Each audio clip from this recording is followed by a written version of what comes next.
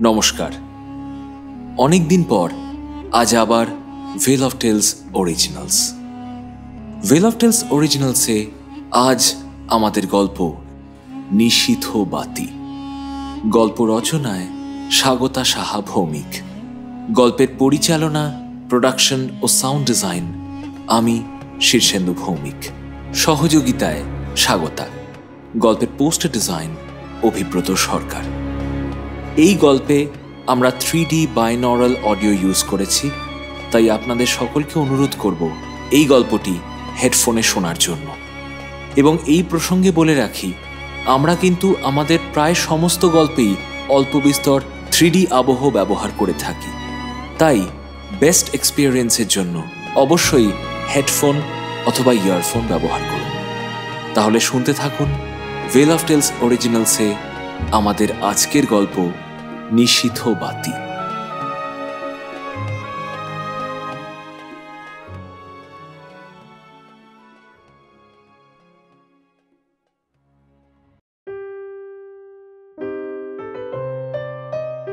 অবাক দৃষ্টিতে সাক্ষ্য চেয়েছিল মস্ত বড় পোর্ট্রেটটার দিকে।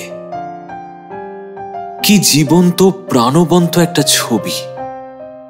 ছবির মানুষটার সাথে পিসে মশাইয়ের মুখের বেশ মিল।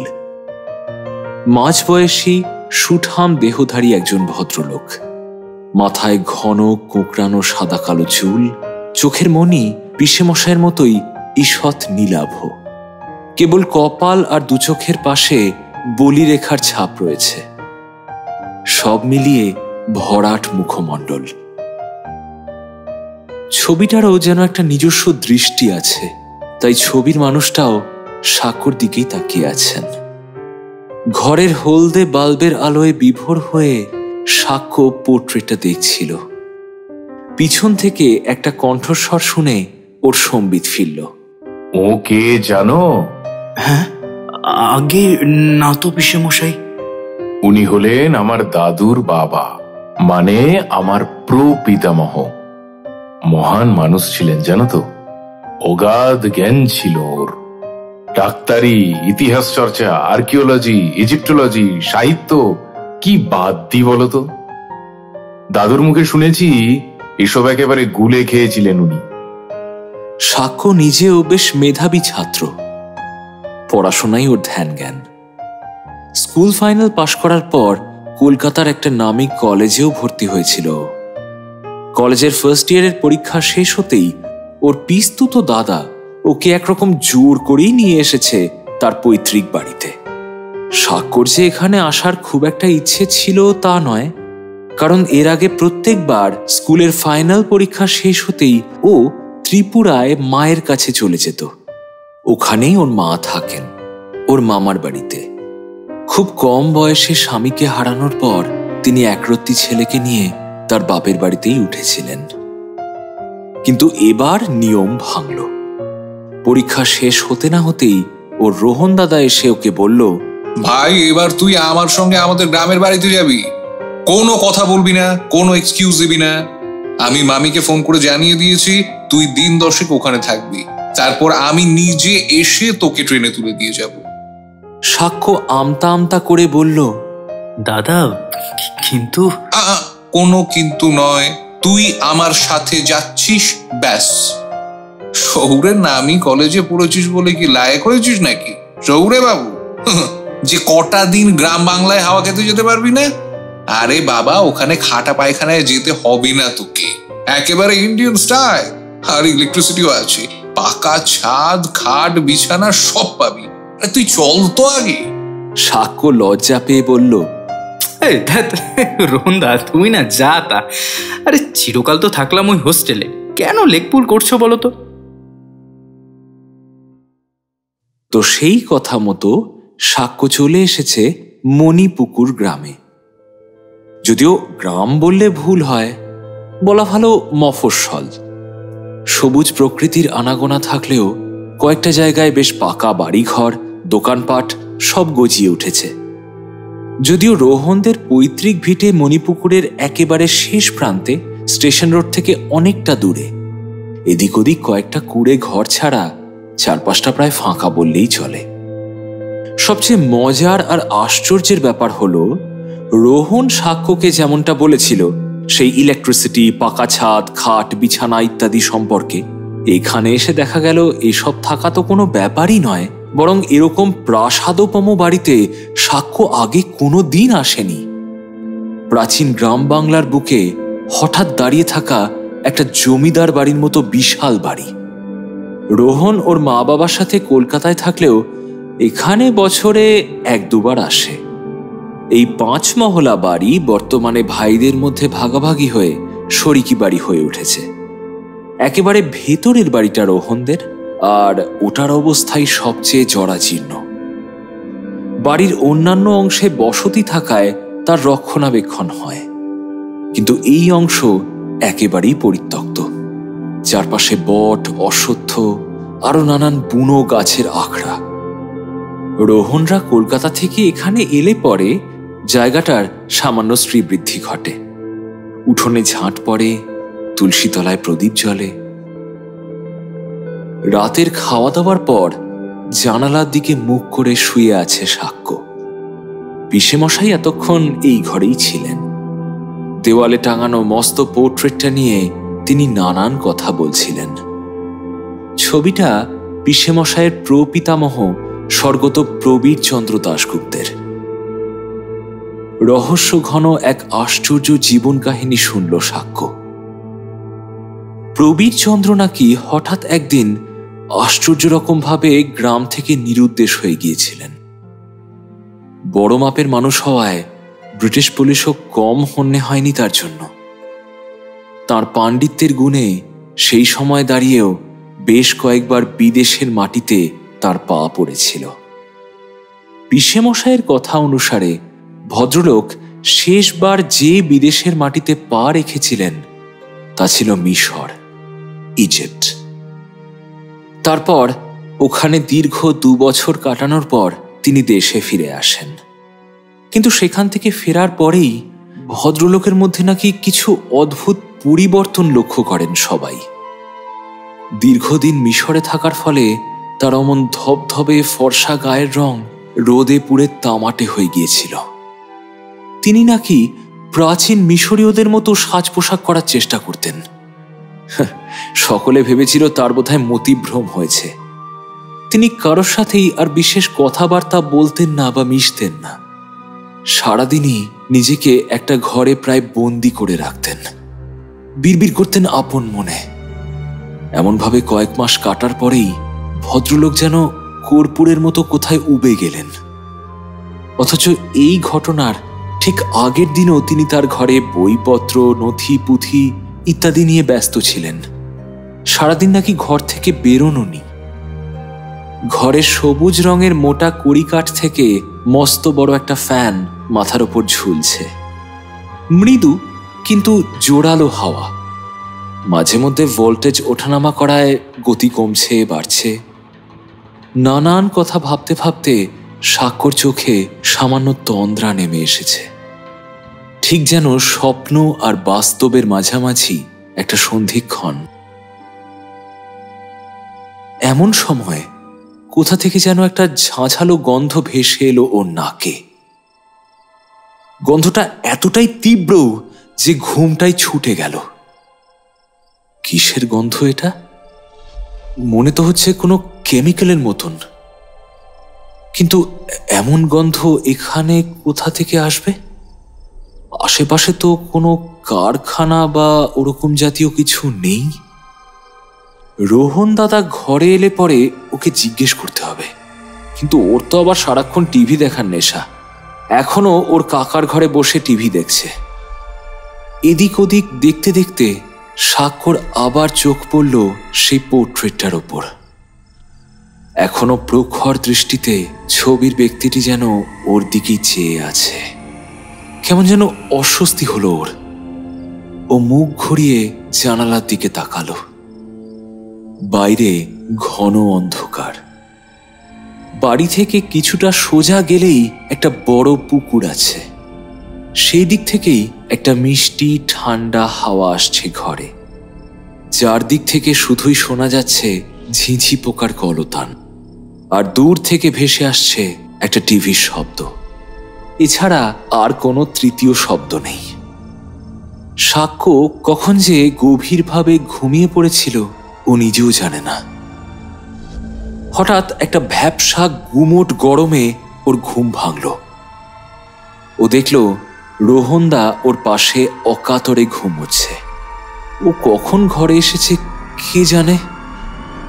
সাক্ষ্য খেয়াল করল মাথার ওপর ফ্যানটা ঘুরছে না, নাইট বাল্বটাও নিভে গেছে, অর্থাৎ লোডশেডিং। সারা গা ঘামে ভিজে একেবারে প্যাচপ্যাচ করছে। জানালার দিক থেকে পুকুরে যে ঠান্ডা হাওয়াটা আসছিল সেটাও এখন বন্ধ হয়ে গেছে। এ কেমন গুমোট গরম রে বাবা, বাবারে। সাক্ষ্য বিছানা ছেড়ে উঠে ঢকঢক করে বেশ কিছুটা জল খেয়ে জানালার পাশে গিয়ে দাঁড়ালো। আকাশে মস্ত বড় একটা চাঁদ উঠেছে, নির্মেঘ আকাশ। চাঁদের আলোয় বাইরের অন্ধকারটাও যেন একটু ফিকে হয়েছে। এক দৃষ্টে বাইরে দেখতে দেখতে হঠাৎ কি যেন একটা চরম অস্বস্তি সাক্ষ্যকে গ্রাস করল। ও ঘুম থেকে উঠেছে তো, নাকি স্বপ্ন দেখছে? নিজের হাতের উপর ও একটা চিমটি কাটল। না, ও তো জেগেই আছে। আচ্ছা, এই দিকেই তো পুকুরটা ছিল, তাই না? হ্যাঁ হ্যাঁ, এই দিকেই তো ছিল, কিন্তু এখন তো আর ওদিকে পুকুরটা নজরে পড়ছে না। কি হলো ব্যাপারটা? এও কি সম্ভব? সাক্ষ্য ভাবল ঘুমের চোখে ও হয়তো ভুল দেখছে, অথবা হয়তো দিকটা ভুল করেছে। ও ঘরের অন্যদিকে জানালার সামনে গিয়ে দাঁড়ালো। না, এখান থেকে তো বাড়ির পাশের পেয়ারা গাছটা ছাড়া আর কিছুই দেখা যায় না। মনের মধ্যে ভীষণ রকমের একটা অস্থিরতা শুরু হলো সাক্ষ্যর। ও তো একই ঘরে আছে, ঘর তো বদলায়নি। ওই তো দেওয়ালে পোর্ট্রেট, গ্র্যান্ডফাদার ক্লক, হ্যাঁ সবই তো একই জায়গায় আছে। তবে সাক্ষ্য আরো ভালো করে বাইরেটা দেখার চেষ্টা করল। না, কোনো পুকুর বা তার পাশ দিয়ে সারি সারি নারকেল গাছ কিছুই চোখে পড়ছে না। কিন্তু ওটা কি? দূরে একটা হালকা আলো চোখে পড়ল সাক্ষ্যর। পুকুরের ওই পাশটায় তো কোনো বাড়ি ঘর বা সেরকম কিছু নেই। তবে ওদিকে আলোকে জ্বালিয়েছে এত রাতে। মোবাইলের ঘড়িতে এখন সময় বলছে রাত 3:15। একই সঙ্গে সেই ঝাঁঝালো কেমিক্যালের মতো গন্ধটা যেন আরো প্রবল হয়েছে। গন্ধের চোটে নাকের ভেতরটা কেমন যেন জ্বালা জ্বালা করছে সাক্ষ্যর। কিছু তো একটা ব্যাপার আছেই। পুকুরটা তো আর হাওয়ায় উড়ে যেতে পারে না। নিশ্চয়ই অন্ধকারে ও ঠিক করে দেখতে পাচ্ছে না আর এসব আজে বাজে ভাবছে। সাক্ষ্য ভাবল নিচের বারান্দায় গিয়ে একবার দেখা যাক।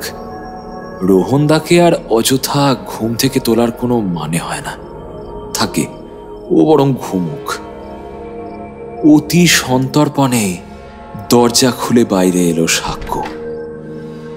বাড়ির ভেতরটা বাইরের থেকেও যেন বেশি অন্ধকার।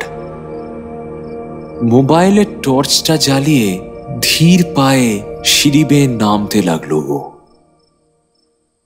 খুব খাড়াই অযত্নের সিঁড়ি। ও যথেষ্ট সাহসী হলেও সিঁড়ি দিয়ে নামার সময় গাটা কেমন যেন ছমছম করছে। শরীরটা বেশ ভারী লাগছে। সাক্ষ্য মনে মনে ভাবল এই অনুভূতি তো স্বাভাবিক। এরকম রাজপ্রাসাদের মতো বড় বাড়ি, অলিগলি পথ, আঁকাবাঁকা করিডোর, মানুষের মন দুর্বল হতেই পারে। ও খেয়াল করলো এখানে কিন্তু সেই কেমিক্যালের গন্ধটা আর পাওয়া যাচ্ছে না, কিন্তু তার জায়গায় একটা নতুন গন্ধ নাকে আসছে। কেমন যেন একটা বুনো গন্ধ, জন্তু জানোয়ারের গায়ের গন্ধের মতো, অথবা দীর্ঘদিন স্নান না করা অপরিচ্ছন্নতায় গায়ে যেরকম গন্ধ হয় ঠিক সেই রকম একটা গন্ধ। গন্ধটা যেন সাক্ষ্যকে অনুসরণ করছে, সেটা যেন সিঁড়ি দিয়ে ওর পিছন পিছনই নামছে। বুকের ভেতরটা হঠাৎ ছ্যাদ করে উঠল সাক্ষ্যর।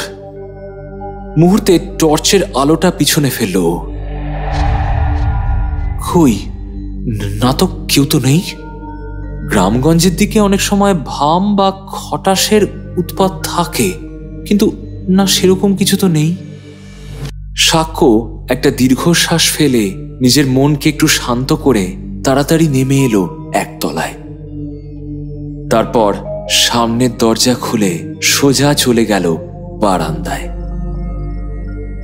মোবাইলের আলোতে সামনে 1 হাত মতো দেখা যায়, তারপর যে কে সেই। সাক্ষ্য বারান্দার গ্রিলের একদম গা ঘেঁষে এসে দাঁড়ালো। কিসের যেন একটা ফোঁস ফোঁস শব্দ আসছে সামনের অন্ধকার ঝোপটা থেকে, আর দূরের ওই আলোটা এখান থেকে আরো স্পষ্টভাবে দেখা যাচ্ছে। সাথে আরো একটা কেমন যেন অবয়ব দেখা যাচ্ছে। ওই আলোর উৎসস্থলে আরো কি একটা যেন আছে। জিনিসটা যে কি তাও কিছুতেই বুঝতে পারল না। ঠিক এমন সময় সামনের অন্ধকার ঝোপটা থেকে সেই ফোঁস ফোঁস শব্দটা যেন আরো দ্বিগুণ ভাবে শোনা গেল। সাক্ষ্যর প্রতিটা ইন্দ্রিয় সজাগ হয়ে উঠল। এ তো নিঃশ্বাস প্রশ্বাসের শব্দ, তবে সেটা এক নয়, একাধিক। তারপরেই ও দেখতে পেল ঝোপের ওপাশ থেকে বেরিয়ে আসছে একপাল কুকুর জাতীয় প্রাণী। অন্ধকারে তাদের চোখগুলো জলজল করছে। কি যেন একটা জিনিস ঘষ্টে ঘষ্টে ওরা নিয়ে যাচ্ছে পুকুরের দিকটায়। জিনিসটা এদের শরীরের তুলনায় বেশ বড় সড়ো বলেই মনে হলো সাক্ষ্যর। আর তারপরেই বিদ্যুৎ ঝলকের মতো ও বুঝতে পারল ওটা কোনো স্বাভাবিক জিনিস নয়, ওটা একটা আস্ত মানুষের মৃতদেহ। সাক্ষ্য বিস্ফারিত চোখে সেই দিকে তাকিয়ে রইল। ঠিক এমন সময় দুটো ঘটনা একই সাথে অপ্রত্যাশিতভাবে ঘটল। বাইরের প্রাণীগুলো হঠাৎই যেন একসঙ্গে ডেকে উঠল। শেয়ালের ডাক। অন্যদিকে কাঁধের ওপর একটা ঠান্ডা ভারী স্পর্শে সাক্ষ্য প্রায় কেঁপে উঠে পিছনে ফিরল। পিসে মশাই নাকি? না, চোখের সামনে সাক্ষ্য যা দেখল তার জন্যে ও একেবারেই প্রস্তুত ছিল না। ওর হাতের মোবাইলের টর্চের আলোতে ও দেখতে পেল ওর সামনে দাঁড়িয়ে আছে এক বিশাল দেহী মূর্তি। তার উচ্চতা প্রায় 6.5 ফুট বা তারও বেশি। বলিষ্ঠ দেহ, চওড়া কাঁধ, কিন্তু মাথাটা কোথায়? না, স্কন্ধ কাটা নয়, কিন্তু মানুষের মাথার জায়গায় একটা বিরাট শেয়ালের মুখ। ভয়ে আতঙ্কে সাক্ষ্যর হাত থেকে ফোনটা পড়ে গেল। মূর্তির হিংস্র চোখ দুটো যেন আগুনের ভাটার মতো জ্বলছে। রাগের বহিঃপ্রকাশ কেবল ওই চোখ জোড়াতেই স্পষ্ট। মূর্তিটা দুদিকে মাথা নেড়ে কি যেন বলতে চাইছে সাক্ষ্যকে, যেন বারবার নিষেধের ভঙ্গিতে সে দুদিকে মাথা নাড়ছে। সাক্ষ্য আর কোনো কথা বলতে পারল না। মুখ দিয়ে একটা টু শব্দও বেরোলো না ওর। কিছুক্ষণ এক টুকরো প্রস্তর খণ্ডের মতো স্থাণু হয়ে দাঁড়িয়ে রইল ও।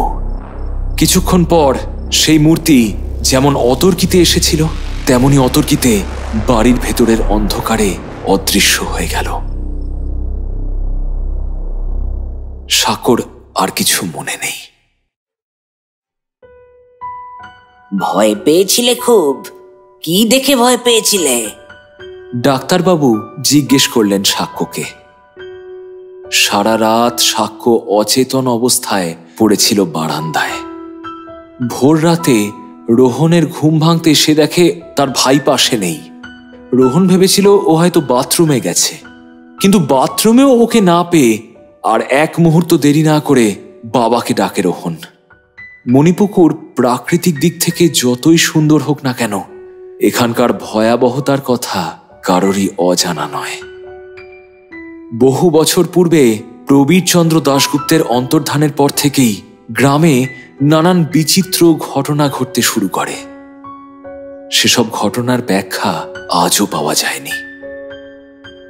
সকালে গ্রামের বৃদ্ধ ডাক্তার এসে ওষুধ দেবার পর জ্ঞান ফিরেছে সাক্ষ্যর। একবার চোখ ঘুরিয়ে সাক্ষ্য দেখল ঘরময় গোল করে দাঁড়িয়ে রয়েছে অনেকে। সকলের চোখে মুখে দুশ্চিন্তার ছাপ। ডাক্তারের প্রশ্নের জবাবে ও ঠিক কি বলবে বুঝতে না পেরে আমতা আমতা করে বলল, না মানে শরীরটা হঠাৎ খারাপ লাগছিল তাই।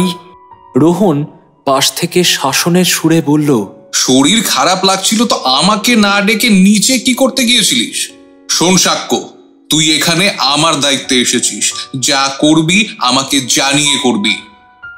সাক্ষ্য ক্ষীণ স্বরে বলল, লোডশেডিং হয়েছিল, গরম লাগছিল খুব, তাই তাই ভাবলাম বারান্দায় গেলে হয়তো একটু আরাম পাবো, তারপর হয়তো মাথাটা ঘুরে। ঘরের মধ্যে থাকা একজনেরও যেন সাক্ষ্যর কথাটা বিশ্বাস হলো না। ডাক্তারবাবু সামান্য বাঁকা হেসে গম্ভীর হয়ে বললেন, তোমাকে একটা কথা বলি ভাই, এ কিন্তু তোমাদের শহর কলকাতা নয়, এটা গ্রাম। এখানে সব কিছু অত জলের মতো পরিষ্কার হয় না, অনেক অজানা অচেনা ব্যাপারও থাকে। ভূতের গপ্পের বই পড়নি ছেলেবেলায়? গাগঞ্জে কত কি অলৌকিক ঘটনা, সে গল্প সব কি আর মিথ্যে হয় বলো? কিছু সত্যির থেকেই তো কল্পনার জন্ম হয়। একা একা এখানে সেখানে কিন্তু তুমি ঘুরে বেরিও না, বুঝলে? আর আমি তোমাকে একটা স্নায়ু ঠান্ডা হওয়ার ওষুধ দিচ্ছি, সব ঠিক হয়ে যাবে। কিন্তু তুমি কিন্তু খবরদার এখানে সেখানে একা একা ঘুরে বেরিও না বাবা, হ্যাঁ বেরিও না। সাক্ষ্য আর কোনো কথা বলল না। অন্য জায়গায় এসে এমন একটা কাণ্ড ঘটালো, এটা ভেবে বেশ লজ্জাই লাগলো ওর।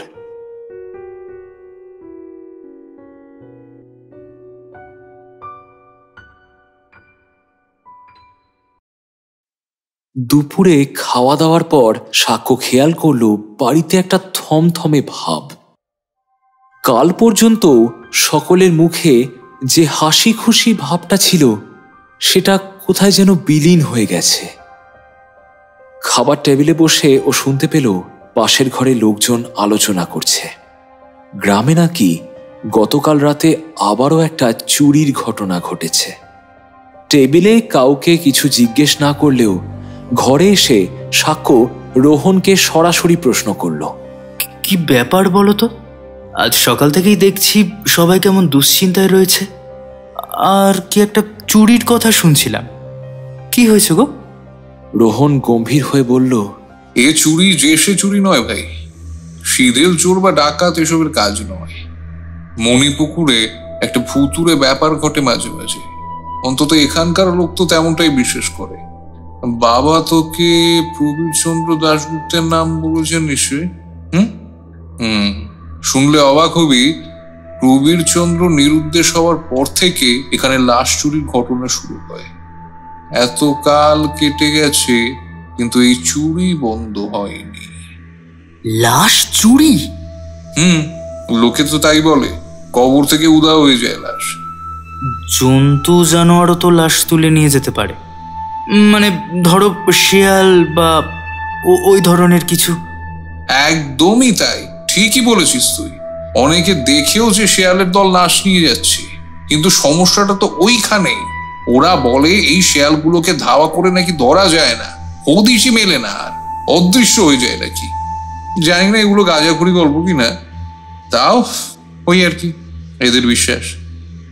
জানিস, এরা বলে, এমনকি বাড়ির প্রত্যেকে এ কথা বিশ্বাস করে যে যে বা যারা এই শেয়ালের দলের পেছনে ধাওয়া করেছে বা আগুন দেখিয়ে ভয় দেখিয়েছে তাদের নাকি অপ্রত্যাশিতভাবে অকাল মৃত্যু হয়েছে। শুনেছি এই লাশ টেনে নিয়ে যাওয়ার দৃশ্যটাই নাকি অমঙ্গলজনক। যে এই দৃশ্য দেখে তার কখনো ভালো হয় না। রোহন এইটুকু বলেই থামল। ভাই এসব শোনার পর কি বলে তা দেখার জন্য কৌতূহলী দৃষ্টিতে সাক্ষ্যর দিকে চাইল রোহন। ও খেয়াল করল সাক্ষ্য কেমন যেন উত্তেজিত, জোরে জোরে শ্বাস নিচ্ছে, মুখটাও কেমন যেন বিবর্ণ দেখাচ্ছে ওর। রোহন খানিক হেসে বলল, এ ভাই কি হলো, কি ভাবছিস রোহনদা কুসংস্কারে ঠাসা একটা কৌটো? আরে না রে ভাই, ব্যাপারটা একদমই সেরকম না। সাক্ষ্য রোহনের কথা শেষ হবার আগেই বলল, আমি গতকাল রাতে এরকমই কিছু একটা দেখেছি রোহনদা। আর তারপরেই রোহন চমকে উঠল, বলল, মানে কি বলছিস কি তুই? তো এই কথাটা তুই সারাদিন বলিসনি কেন? রোহনদা, আমি ভেবেছিলাম, আসলে কি জানো তো, ওই ব্যাপারটা আমার কাছে গৌণ মনে হয়েছিল, কারণ আমি আরো একটা ভয়ঙ্কর ব্যাপার দেখেছিলাম। সাক্ষ্য থামল। রোহন বলল, কি দেখেছিস তুই? আমি একজন অতিকায় মানুষকে দেখেছি, কিন্তু কিন্তু তার মুখ কখনোই মানুষের মতো ছিল না। মুখটা ছিল শেয়ালের। আমি জানি না, মানে সবটাই আমার মনের ভুল কি না, আর তারপরেই আমি অজ্ঞান হয়ে যাই। রোহনের চোয়াল শক্ত হলো। সে গম্ভীর হয়ে বলল, তোকে আর এখানে বেশি দিন রাখা যাবে না রে ভাই, কালই আমি টিকিট কাটার ব্যবস্থা করব। সাক্ষ্য আর কোনো কথা বলল না, তবে ওর মন বলছে কিছু একটা অঘটন ঘটতে চলেছে। গতকাল রাতে দেখা ঘটনা আর রোহনদার কথাগুলো যেন একটা সুতোয় বাঁধা, আর সেই সুতোর বাঁধনে সাক্ষ্য আটকে পড়েছে। দিনের বাকি সময়টা চুপচাপ কেটে গেল।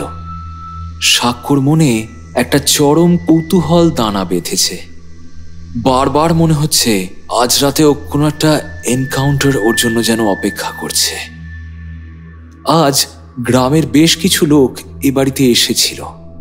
তারা বলা বলি করছিল মৃতদেহ চুরির দৃশ্য যে দেখে সে মৃত্যুর আগে নাকি নানান অলৌকিক ঘটনা দেখতে পায়। সাক্ষ্যর মনে মনে একটু যেন ভয়ও করছে, কিন্তু যুক্তি দিয়ে কোনো কিছুরই কোনো উত্তর পাচ্ছে না ও। এই অঞ্চলে রাত 10টার মধ্যেই সকলে শুয়ে পড়ে। সাক্ষ্য আর রোহন দুজনেই আজ তাড়াতাড়ি শুয়ে পড়েছে। রোহন বলেছে, শোন ভাই, রাতে কোনো রকম দরকার পড়লে আমাকে ডাকবি, একা একা পাকামো মারতে যাস না। আর যদি বেশি পাকামো মারিস তো আমার কাছে গাঁটটা খাবি। আর হ্যাঁ, রাতে ভুলেও বাইরে দেখিস না, কি না কি দেখবি আবার। তুই কাল রাতে যা দেখেছিস জানবি, তারপর তুই কখনোই সেফ নোস। হ্যাঁ, আমাকে যতই গাইয়া মনে করিস না কেন, এটাই সত্যি। ফ্যানের ঠান্ডা হাওয়ায় খুব শীঘ্রই ঘুম নেমে এলো সাক্ষ্যর চোখে। ঘুমের চোখে ঘরের নাইট বাল্ব, প্রবীর চন্দ্রের ছবি, কালকে দেখা দানবীয় মূর্তি সবকিছুই যেন একবার জলের তরঙ্গের মতো ওর চোখের সামনে চিকচিক করে উঠল।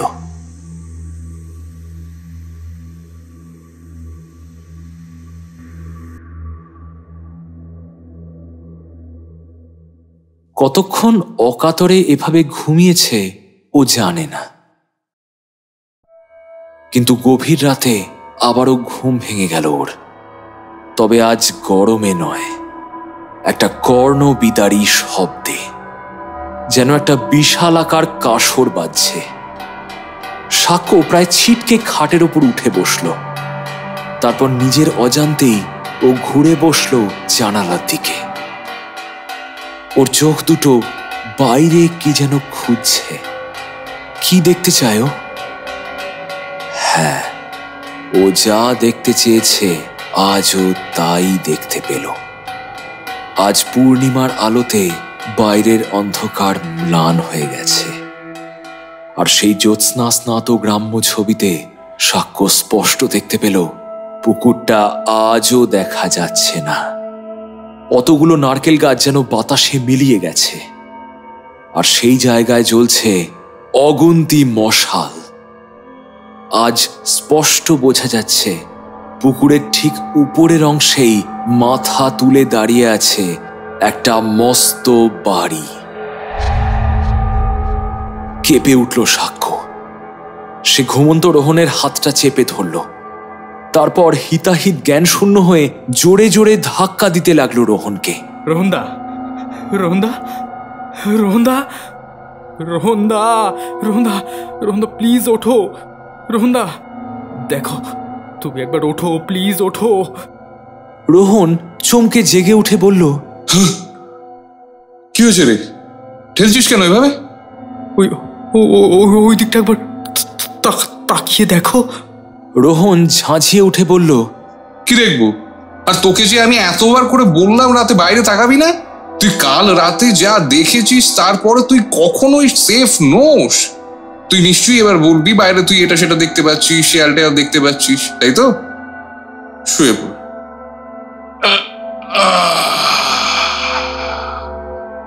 গ্রামের লোক বলে ওসব দেখে ওরকম হ্যালুসিনেশন হয়, এসবে পাত্তা দিস না, নিজেও ঘুমো আর আমাকেও ঘুমোতে দে। নেই রে, শুয়ে পড়। কথাটা শেষ করে রোহন অন্যদিকে ফিরে শুয়ে পড়ল। সাক্ষ্যর কানের কাছে ওই কাসরের মতো শব্দটা যেন আরো প্রবল হয়ে উঠেছে। এগুলো হ্যালুসিনেশন হতে পারে? না না, কিছুতেই না। হ্যালুসিনেট করার রোগ তো একদিনে এক রাতে এভাবে কখনো তৈরি হয় না। আর আর ওই বাড়িটা কার? আর এই আওয়াজটাই বা কিসের? যার অস্তিত্ব দিনের আলোতে মানুষের চোখে ধরা পড়ে না, সেই সব অস্তিত্বই কি রাতের বেলায় সাক্ষ্যর চোখে ধরা দিচ্ছে? এত শব্দের মধ্যে বাড়ির অন্যান্যরা কি করে ঘুমোচ্ছে?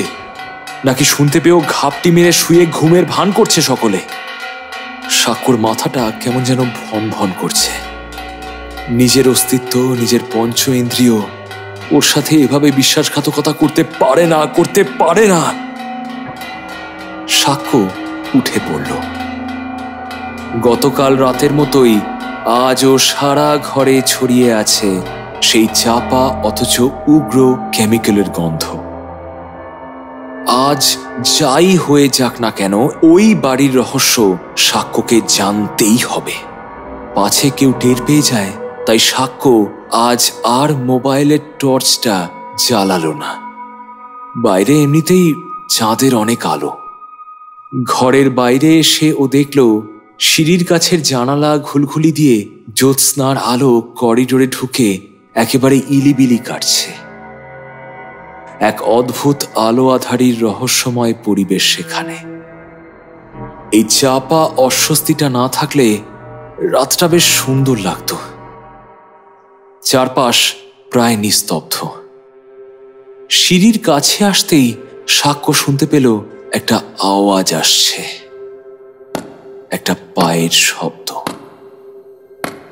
কিন্তু কোনো নরম পাতলা পায়ের আওয়াজ নয়। কেউ যেন কাঠের চটি পড়ে সিঁড়ি দিয়ে নিচে নামছে। খড়মের শব্দ। কে নামছে এত রাতে সিঁড়ি দিয়ে? সাক্ষ্য দেখেছে পিসেমশাইয়ের ঘরের দরজা বন্ধ, সকলেই ঘুমাচ্ছে। তবে সিঁড়ির সিমেন্টের রেলিং ধরে খানিকটা ঝুঁকে পড়ে সাক্ষ্য নিচে দেখার চেষ্টা করল। চাঁদের ধূসর আলোতে ও স্পষ্ট দেখতে পেল একটা বিশাল নরমূর্তি সিঁড়ি বেয়ে ধীরে ধীরে নিচে নেমে যাচ্ছে। সাক্ষ্যর উপস্থিতি কি টের পেয়ে গেল মূর্তিটা? হঠাৎ সে যেন থমকে দাঁড়িয়ে পড়ল। সাক্ষ্য প্রায় নিঃশ্বাস বন্ধ করে সামান্য পিছন দিকে সরে এলো। নরমূর্তিটা ধীরে ধীরে মাথা তুলে দেখল উপরের দিকে। লোকটার মাথার ছায়াটা সিঁড়ির দেওয়ালে পড়েছে। সাক্ষ্য দেখল মানুষ নয়, একটা জান্তব মাথা, একটা বিশাল শেয়ালের মাথা। মিনিট খানেক দাঁড়িয়ে আবার ঠক ঠক শব্দে নিচে নেমে অন্ধকারের মধ্যে অদৃশ্য হয়ে গেল লোকটা। সাক্ষ্য আজ দৃঢ় প্রতিজ্ঞ, আর সেই প্রতিজ্ঞায় সম্মোহিত। গতকালের আকস্মিকতায় ভয় পেয়ে জ্ঞান হারালেও আজ সে মণিপুকুরের রহস্য উদ্ঘাটন করবেই করবে। সে নিশ্চিত এই বাড়ির কাছেই কোনো একটা বেআইনি কাজের ঘাঁটি আছে, আর সেটাকে লোকচক্ষুর আড়ালে রাখতেই এই ভয়ের বাতাবরণ তৈরি করা হয়েছে। পুকুরের ওই দিকটায় আলোর সঠিক ব্যবহার করে একটা আলো আধারির ইলিউশন তৈরি করা যেতেই পারে। সাক্ষ্য বাড়ির সদর দরজা পেরিয়ে সামনের সরু রাস্তাটায় নামল। এবড়ো খেবড়ো পথ, এদিকে লোকে বেশি আসে না বলে মাটির রাস্তার উপর অনেক ঘাস হয়ে রয়েছে। লোকটার দূরত্ব সাক্ষ্য থেকে বেশ অনেকখানি। কিছু দূর আসার পর লোকটা বাঁশঝাড়ের মধ্যে অদৃশ্য হয়ে গেল। ওখান দিয়ে সোজা গেলেই পুকুর ঘাট। গাছপালার ফাঁক দিয়ে বাড়িটা চোখে পড়ছে। সাক্ষ্য জানে আর কয়েক পা এগোলেই সমস্ত উত্তর মিলবে।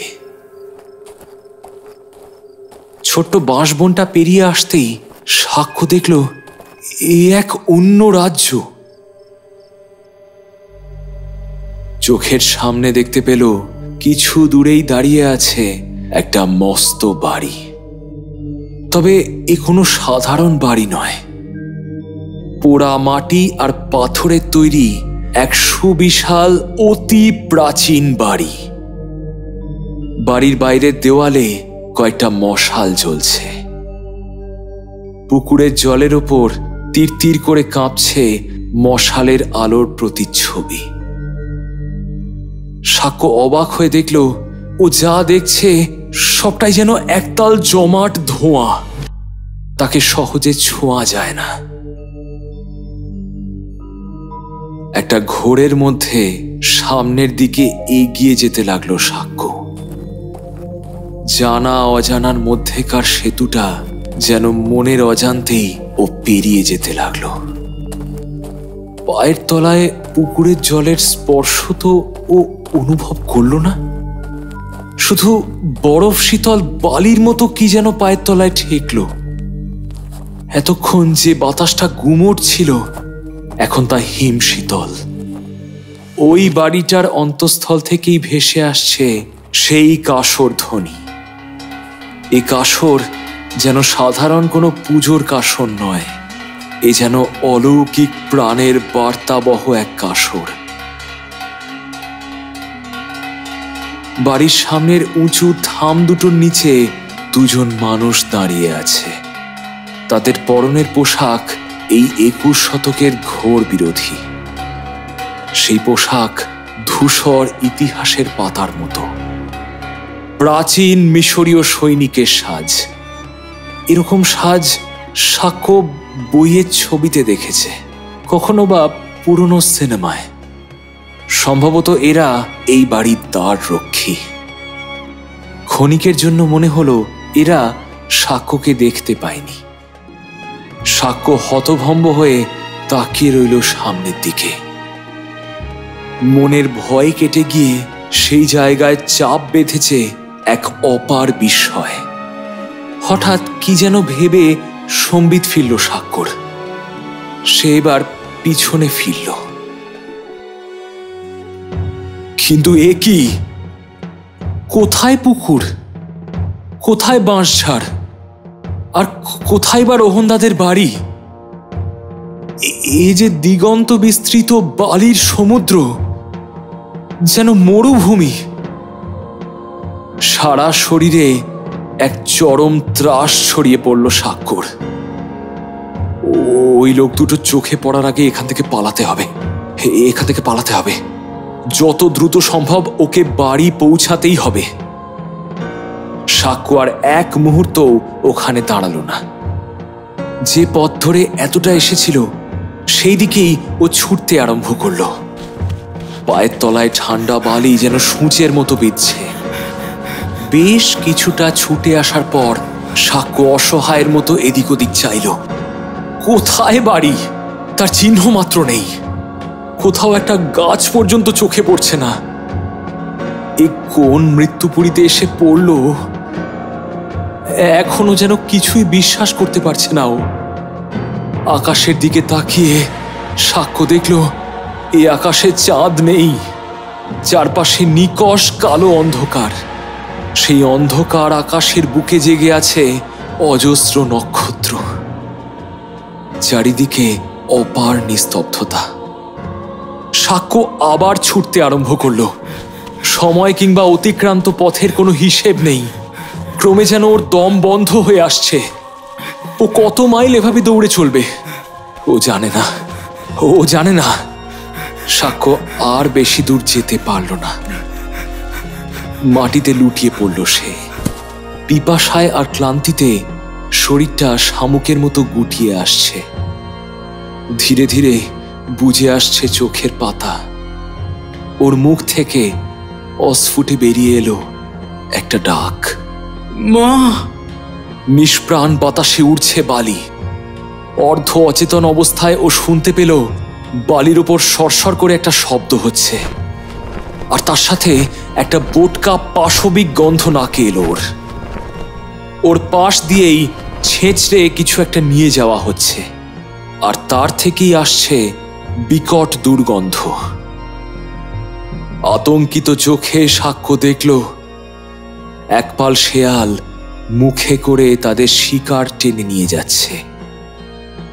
হঠাৎই প্রাণীগুলো চোখ পড়ল সাক্ষ্যর লুটিয়ে থাকা শরীরটার ওপর। মুখের শিকার ছেড়ে ওরা ছুটে এলো সাক্ষ্যর দিকে। তারপর সকলে ওর সারা শরীর শুঁকতে শুরু করলো। ওদের মুখের গড়গড় শব্দ স্পষ্ট শুনতে পাচ্ছে সাক্ষ্য। ওদের মুখের ধারালো ক্যানাইনগুলো স্পষ্ট দেখা যাচ্ছে অন্ধকারেও। কিছুক্ষণ পর সাক্ষ্যর সারা শরীর পরীক্ষা করা শেষ করেই আকাশ বাতাস বিদীর্ণ করে শেয়ালের দল ডেকে উঠল।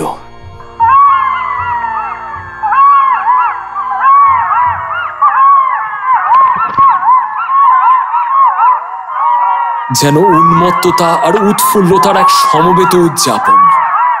কানের পর্দা প্রায় ফেটে যাওয়ার জোগাড় হলো সাক্ষ্যর। আর তারপরেই ঘটল সেই অসহনীয় ঘটনা। সাক্ষ্য ওর পায়ে একটা নিদারুণ যন্ত্রণা অনুভব করল, এক তীক্ষ্ণ যন্ত্রণা। ব্যথায় চিৎকার করে উঠল ও। শেয়ালের ধারালো দাঁত চেপে বসেছে ওর পায়ের ওপর। সাক্ষ্যর চোখের সামনে থেকে হারিয়ে যেতে লাগলো সেই উন্মুক্ত কালো নক্ষত্র খচিত আকাশ। শরীর মন দুই হারিয়ে গেল অচেতনতার শূন্যতায়।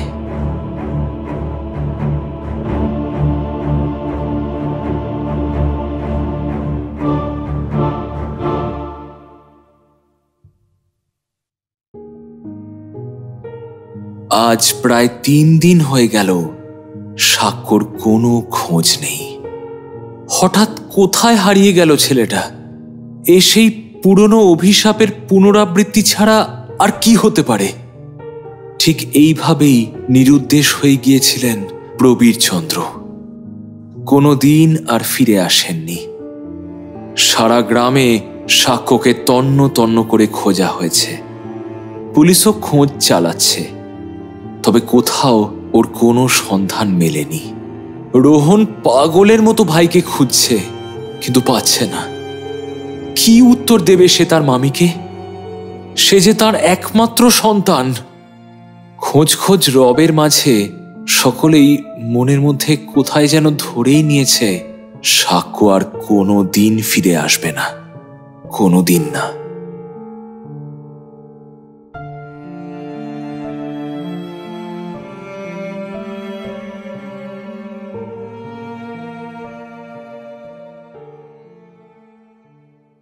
কতক্ষণ বা কতদিন পর সাক্ষ্যর জ্ঞান ফিরল তাও জানে না। চোখ মেলে ও দেখল ওকে শুইয়ে রাখা হয়েছে একটা ঠান্ডা ঘরে। ঘরে একটা সোঁদা গন্ধ। জ্ঞান ফিরতেই পায়ের কাছের যন্ত্রণাটা যেন আবার বেড়ে উঠল। পায়ের দিকে তাকিয়ে ও দেখল সেখানে কেউ এক ফালি কাপড় জড়িয়ে দিয়েছে। যন্ত্রণায় খানিক কাতরে উঠল সাক্ষ্য। এই অন্ধকার ঠান্ডা পায়রার খোপের মতো ঘরটা কোথায়? মাথার উপরে ছাদ, দেওয়াল সব যেন গায়ের ওপর নেমে এসেছে। হঠাৎ দেখলে মনে হয় ঘরটা যেন মাটির তলায়। সাক্ষ্য কিছুক্ষণ দেওয়ালগুলোর দিকে তাকিয়ে থাকতেই ওর মনে হলো সেগুলো যেন নিঃশব্দে আরো এগিয়ে আসছে। ক্রমে ওর শরীরটাকে পিষে ফেলবে। প্রচন্ড ভয়ে ও তাড়াতাড়ি উঠে বসতে গেল। ওকে শোয়ানো হয়েছিল একটা পাথরের বেদির উপর। উঠতে যেতেই ছাদে ঠোকা লেগে মাথায় প্রচন্ড আঘাত পেল সাক্ষ্য। এই ঘরে নিভু নিভু একটা মশালের আলো ছাড়া আর কোনো আলোর বিন্দু নেই। ওই আলোতে সাক্ষ্য পাগলের মতো বেরোবার পথ খুঁজতে লাগলো। কিন্তু এ কি? ঘরের চারপাশ যেন নিশ্ছিদ্রভাবে বন্ধ করা। আতঙ্কে ঠকঠক করে কাঁপছে ওর হাত পা। তবে কি ওকে জীবিত অবস্থায় কবর দিয়ে দেওয়া হয়েছে? কথাটা মাথায় আসতেই সাক্ষ্য চিৎকার করে ডাকতে লাগলো, কেউ কেউ শুনছেন? কেউ শুনছেন? কেউ কেউ শুনছেন? আমাকে আমাকে এখান থেকে বের করুন। রোহনদা, রোহনদা, পিসি, শুনতে পাচ্ছ কেউ? রোহনদা, পিসি, পিসি, শুনতে পাচ্ছ? কেউ আছো? কেউ আছো এখানে? কেউ আছো? রোহনদা। কান্নায় গলা বুঝে এলো ওর। কেউ শুনতে পেল না ওর ডাক। ও জানে না ও কোথায়। সেই বাড়ির কোনো গুপ্ত কুঠুরিতে, নাকি অন্য কোথাও, নাকি পৃথিবী থেকে অনেক অনেক দূরে নরকে।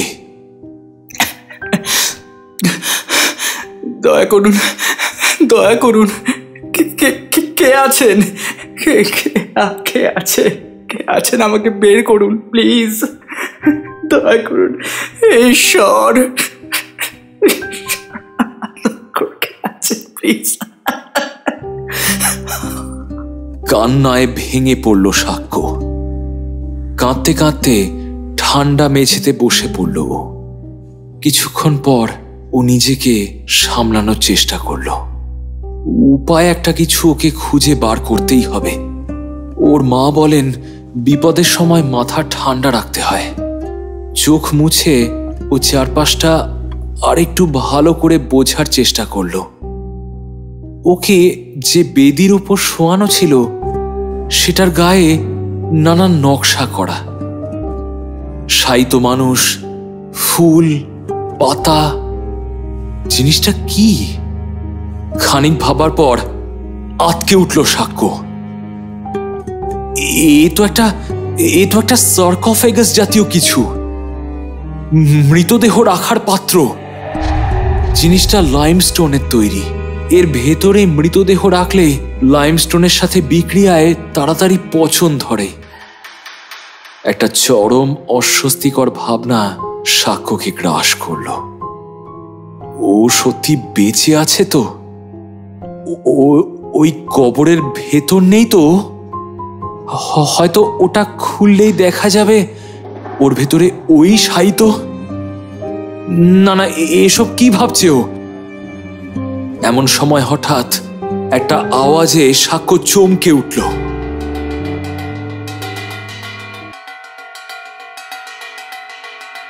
বিদ্যুৎ ঝলকের মতো মনে পড়ে গেল এই শব্দটাও চেনে। সেই কাসর ধ্বনি।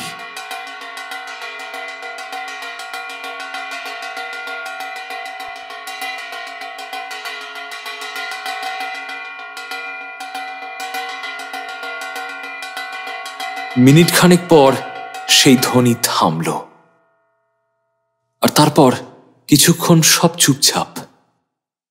ঠিক যেন ঝড়ের পূর্বাবস্থা। তারপরেই চারপাশের সমস্ত নিস্তব্ধতা নিমেষে ছিন্ন ভিন্ন করে দিয়ে কান ফাটানো একটা ঘর ঘর শব্দ হলো, যেন কেউ বিশাল এক পাথর ঠেলে সরিয়ে দিচ্ছে। সাক্ষ্য কান চেপে ধরল। শব্দের কম্পনে ঘরের ছাদ থেকে ছোট ছোট পাথর কুচি মাটিতে ঝুরঝুর করে ঝরে পড়ল। শব্দ থামতেই সাক্ষ্য চোখ খুলে তাকালো। দেখল সামনের একটা বিশাল পাথর সরে গেছে, আর সেই স্থানে দাঁড়িয়ে আছে সেই বিশাল দেহী শৃগাল মস্তক মানুষের মূর্তি। সেই হিংস্র চোখ দুটো একইভাবে ভাটার মতো জ্বলছে। মূর্তির পিছনের ঘর থেকে আসছে সহস্র মশালের আলো। এই ঘর ও ঘরের সন্ধিস্থলে বিরাট কালো মূর্তিটা দণ্ডায়মান। তার হাতে একটা সরু কঞ্চির মতো জিনিস, আর তাকে ঘিরে ঘুরে বেড়াচ্ছে অনেকগুলো ছোট বড় শেয়াল। সাক্ষ্যর মুখ দিয়ে কথা সরল না, কেবল ওর মন অস্ফুটে বলে উঠল, আনুবিস। বিস্ফারিত চোখে সাক্ষ্য ঠায় দাঁড়িয়ে রইল একই জায়গায়। সামান্যটুকু নড়ার শক্তিও নেই ওর। এবার শোনা গেল এক ভারী গম্ভীর কণ্ঠস্বর। পরিষ্কার বাংলায় সে বলে উঠল, তোমাকে আমি নিষেধ করেছিলাম আমি তোমায়, কিন্তু তুমি আমার কথা অগ্রাহ্য করেছ। অনধিকার চর্চা করেছ তুমি, আর তার জন্য তোমাকে শাস্তি পেতেই হবে। আর তোমার মৃত্যুতেই আমার।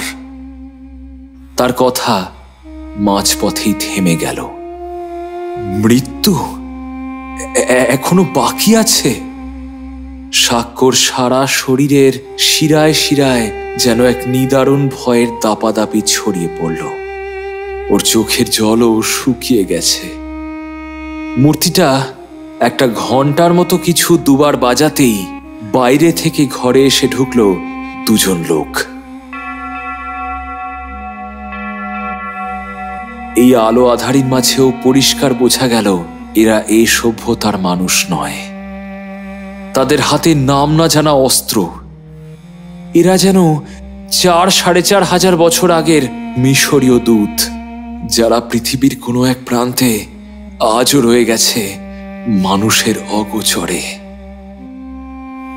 সাক্ষ্য স্পষ্ট বুঝতে পারছে তার সামনে যে বিশাল মূর্তি দণ্ডায়মান, তিনি স্বয়ং আনুবিস বা শেয়াল দেবতা, যার কথা সে ছোটবেলা থেকে কতবার কত বইতে পড়েছে। লোক দুটো ঘরের ভেতরে এসে সাক্ষ্যর হাত দুটো চেপে ধরল। সাপের দেহের মতো শীতল তাদের হাত। সাক্ষ্য প্রাণ ভয়ে ছটফট করে উঠল। ছেড়ে দিন, ছেড়ে দিন আমাকে ছেড়ে দিন। লোকগুলো সাক্ষ্যর একটা কথাও কানে তুলল না। বুঝতে পারল কি, যন্ত্রণা আর ভয়ের অভিব্যক্তি তো যুগ যুগ ধরে একই রয়ে গেছে। তবে সাক্ষ্যকে প্রায় টেনে হিচড়ে ওরা নিয়ে এলো পাশের বিশাল ঘরে। ঘরটায় ঢুকতেই কেমিক্যালের উগ্র গন্ধে দম বন্ধ হয়ে এলো সাক্ষ্যর। ঘরের নানা প্রান্তে প্রায় 4-5টা বড় বড় চৌবাচ্চার মতো কি যেন রয়েছে, আর তার থেকেই আসছে সেই উগ্র গন্ধটা। ঘরের মাঝখানে রাখা একটা বিশাল দাড়িপাল্লা, আর তার ঠিক সামনে গগনচুম্বী একটা ব্রোঞ্জের মূর্তি। মূর্তির এক হাতে একটা মাথা বাঁকানো ছোট লাঠি, আর অন্য হাতে একটা চাবুক। তার সরু চিবুকের তলা থেকে নেমে এসেছে দাড়ি। ঘর জুড়ে রয়েছে সারি সারি কফিন। এ যেন এক মৃত্যুপুরী। ঘরের ভেতর আসার পর সেই লোক দুটো সাক্ষ্যর হাত ছেড়ে দিয়ে ঘর থেকে নিঃশব্দে বেরিয়ে গেল। এখন এই ঘরে সাক্ষ্য আর বিশাল দেহী আনুবিসের মূর্তি ছাড়া তৃতীয় কেউ উপস্থিত নেই। লোকটি ওকে একপাশে দাঁড় করিয়ে রেখে নিজের মতো কি সব কাজে যেন ব্যস্ত হয়ে পড়ল। গোটা গোটা মানব হৃৎপিণ্ড পোড়া মাটির তৈরি পাত্রে কোনো একটা দ্রবণে সে ডুবিয়ে রাখছে। কাজ শেষ হবার পর সে পরম যত্নে একটা পাত্র থেকে তুলে আনলো একটা বড় সড়ো পাখির পালক। তারপর সে এসে দাঁড়ালো সেই ব্রোঞ্জের বিগ্রহের সামনে। নতজানু হয়ে বসে নিচু স্বরে দুর্বোধ্য ভাষায় কি যেন প্রার্থনা করল।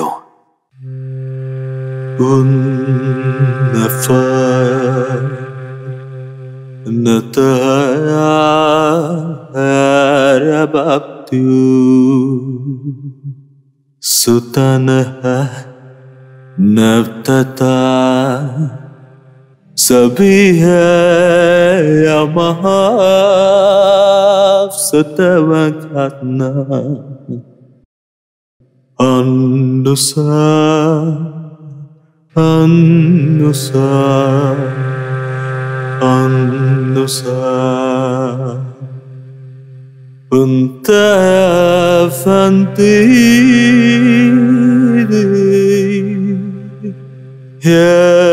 Hamran fanun nafa Anusa Anusa Anusa তারপর বাংলায় বলল, প্রভু, আজ আমার নিবেদন গ্রহণ করুন। আপনি তো অন্তর্যামী। আপনি তো জানেন প্রভু, এই তরুণকে আমি কোনো প্রকার ছলনা করে এখানে আনিনি। ও স্বেচ্ছায় এসেছে এই স্থানে।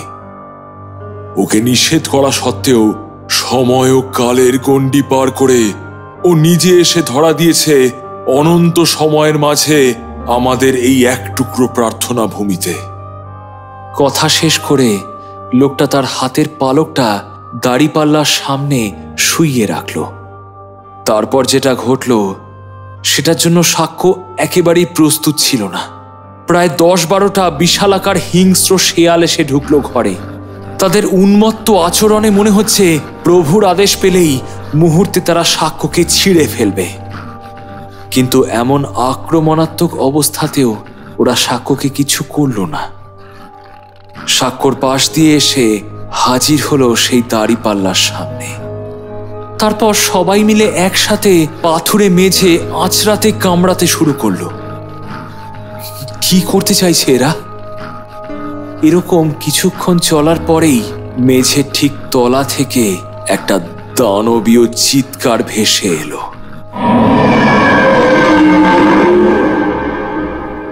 মাটি কাঁপতে শুরু করেছে। সাক্ষ্য আর দাঁড়িয়ে থাকতে পারল না, বসে পড়ল মেঝের ওপর। ওর মনে হলো এই কম্পনে যে কোনো মুহূর্তে ভেঙে পড়বে এই বিশাল ঘর আর ওই বিশাল ব্রোঞ্জের মূর্তি।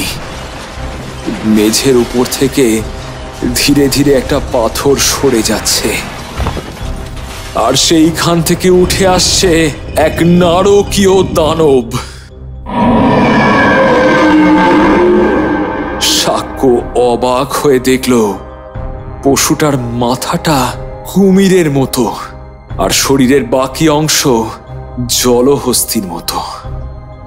ওর মুখে ধরা একটা মাংসের তলা। আনুবেস দানবটিকে কি যেন দুর্বোধ্য ভাষায় ফিসফিস করে বলতেই সে 2 পা জড়ো করে বসল পাথুরে মেঝের ওপর।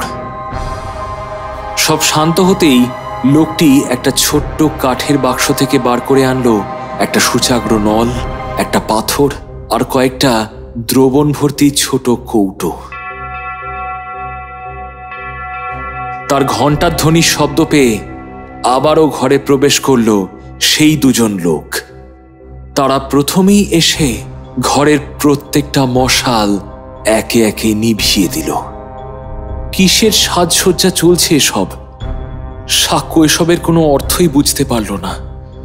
অসহায়ের মতো দাঁড়িয়ে মৃত্যুর অপেক্ষা করা ছাড়া আর কি বা করতে পারে সে? ঘরটাকে এখন গ্রাস করেছে অন্ধকার। এক নিঃশব্দ ছায়া ঘন মুহূর্ত। এবার মৌনতা ভাঙল সেই কণ্ঠস্বর, সেই কণ্ঠে প্রার্থনা সুর, আকুতির সুর। সে বলল, হে মহান দেবতা উসের, এই নিবেদন গ্রহণ করে আজ আপনি আমার কথা রাখবেন তো? এই অধমের প্রতি সহায় হন প্রভু, এই অধমের সহায় হন। চিরকাল আপনাকে স্মরণে রেখে একের পর এক কাজ করেছি আমি, তবে আজ আপনার সম্মুখে এই শেষ কাজ ছাড়ব আমি। এই তরুণের বিনিময়ে আপনি আপনার কথা রাখবেন তো প্রভু? এত কাল কেটে গেছে, আমি এক ব্যর্থ শিল্পী রয়ে গেলাম আপনার নিকটে। তাই আমার ছুটির আগে এই শ্রেষ্ঠ কীর্তি আপনাকে নিবেদন করতে চাই। কথা শেষ হতেই আবারও ঘণ্টা বাজল। সাক্ষ্য ওসাইরিসের নাম জানে। মিশরীয় পুরাণে এই ওসাইরিসেরই উপাসক এই অর্ধ মানবরূপী শৃগাল আনুবিস। প্রাচীন মিশরীয়রা বিশ্বাস করত মৃত্যুর পর ওসাইরিসের হাতেই মৃতের ভাগ্য নির্ধারিত হয়। মৃত্যুই জীবনের শেষ নয়, বরং মৃত্যুর পর এক নতুন জীবনের সূচনা হয়। আত্মার মুক্তি, নির্বাসন, শাস্তি সবকিছুই নির্ভর করে ওসাইরিসের বিচারের উপর। সাক্ষ্য এবার বুঝতে পারল কেন মণিপুকুরে ঘটে একের পর এক মৃতদেহ চুরির ঘটনা। মৃতদেহ এনে এখানে শুরু হয় গোপনে মামিফিকেশনের কাজ, আর সেই কাজ করেন স্বয়ং এই আনুবিস। সুদূর মিশর ছেড়ে এই মণিপুকুরের মতো ছোট্ট গ্রামটাই কেন হয়ে উঠল এমন ইতিহাসের রক্ষক? সাক্ষ্য জানে না। অন্ধকারে কিছু বুঝে ওঠার আগেই হঠাৎ সাক্ষ্যকে কারা যেন এসে বেঁধে ফেলল, আর সেটা এতটাই দ্রুত আর নিপুণভাবে করা হলো যে সাক্ষ্য হাত পা ছোড়ারও তেমন সুযোগ পেল না। সাক্ষ্যকে এনে শুইয়ে দেওয়া হলো একটা শক্ত ঠান্ডা পাটাতনের উপর, ঠিক যেন একটা অপারেশন টেবিল। সাক্ষ্যর চারপাশে গোল গোল করে এখন ঘুরছে শৃগালের দল। চারপাশ আবারও শান্ত, নিশ্চুপ। সাক্ষ্য ভয়ে রীতিমতো ঠকঠক করে কাঁপছে। সামনে যে অজানার বিশাল পর্বত, তা বোধহয় এবার ভাঙবে। মৃত্যু আসুক, মৃত্যু চলে আসুক, কিন্তু দ্রুত, চকিতে। এই যন্ত্রণা আর সহ্য হচ্ছে না। ঠিক এমন সময় বুকের ওপর একটা চাপ বোধ হলো ওর। নিকষ কালো অন্ধকারের মাঝে হঠাৎ মনে হলো যেন একটা সাদা গোলাটে ধোঁয়া চেপে বসছে ওর বুকের ঠিক মাঝখানে। গলার কাছেও একটা নিদারুণ চাপে শ্বাসকষ্টে ছটফট করতে শুরু করলো সাক্ষ্য। কিন্তু এটা কি? এটা কি? সাদা একটা ধোঁয়া ছাড়া কি বা এটা? হঠাৎ একটা চিৎকারে ঘরের সমস্ত নিস্তব্ধতা ভেঙে খান খান হয়ে গেল। স্তব্ধ হও, ওকে ছেড়ে দাও। মুহূর্তেই সাক্ষ্যর বুক আর গলার কাছে চাপটা আলগা হয়ে এলো। সাক্ষ্য দেখল অন্ধকারে ওর বুকের ওপর থেকে নেমে গেল সেই গোলাকার সাদা ধোঁয়াটা। আবারও শোনা গেল সেই কণ্ঠস্বর। তিনি বললেন, ভয় পেও না, কোনো অপদেবতা বা অতৃপ্ত আত্মার হাতে তোমার মৃত্যু হবে না। তোমার মৃত্যু হবে সহজ সরল। আমি যথাসম্ভব চেষ্টা করব যাতে তোমার ক্লেশহীন মৃত্যু হয়। আর তুমি তরুণ, তোমার মুখ বলে তুমি নিষ্পাপ, তাই মৃত্যুর পরে তোমার মুক্তি অবশ্যম্ভাবী। কিন্তু তার পূর্বে তোমাকে আমার পরিচয়টা দিই, সেটা জানার অধিকার তোমার আছে। আমি হলাম দেবতা আনুবিসের জীবন্ত প্রতিমূর্তি। বহু যুগ যাবৎ আমাদের এই নীল গ্রহের বুকে শুধুমাত্র আমি সযত্নে ধরে রেখেছি মামিফিকেশনের সেই প্রাচীন শিল্পকে। আমার হাতের নিপুণ ছোঁয়ায় গড়ে ওঠে এক একটা আশ্চর্য রকমের নিখুঁত মামি। এই এক একটা মামি তৈরি করতে কতদিন লাগে তুমি জানো? জানো? প্রায় 40 থেকে 50 দিন, কখনো বা তার চেয়েও বেশি। কথাগুলো বলতে বলতে লোকটি হঠাৎ যেন খুব উত্তেজিত হয়ে উঠল। তার বিশাল শরীরটা যেন ঈষৎ কেঁপে উঠল। সে বলল, আরে নোংরা মানব জাতি বারংবার মৃতের শান্তি নষ্ট করেছে, মামি নিয়ে 9-6 করেছে, মিউজিয়ামে সাজিয়ে রেখেছে, তাহলে আজ কেন হবে না? বেশ করি আমি ওদের এখানে নিয়ে আসি, মৃতদেহ এখানে এনে তাদের আমি মুক্তি দিই, অমরত্ব দিই। এবার লোকটি হেসে বলল,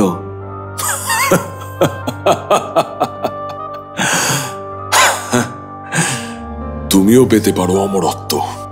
মৃত্যুর পরে জীবন হতে পারে সুন্দর, আবার নাও হতে পারে। স্বয়ং দেবতা ওসের বা ওসাইরাস তোমার পরীক্ষা নেবেন, তোমার পাপ পুণ্যের বিচার হবে। সেই পরীক্ষায় যদি উত্তীর্ণ হও তবে তোমার মুক্তি, নতুবা তোমার হৃৎপিণ্ড ছিন্ন ভিন্ন করে ফেলবে আমেত। ঘোরের মধ্যেই শাক্যর মুখ থেকে শব্দটা দ্বিতীয়বার অস্ফুটে বেরিয়ে এলো, আমেত, দানব। মাটির তলা থেকে যে উঠে এসেছে এই ধরিত্রীর উপর, নিশ্চয়ই দেখেছ তাকে।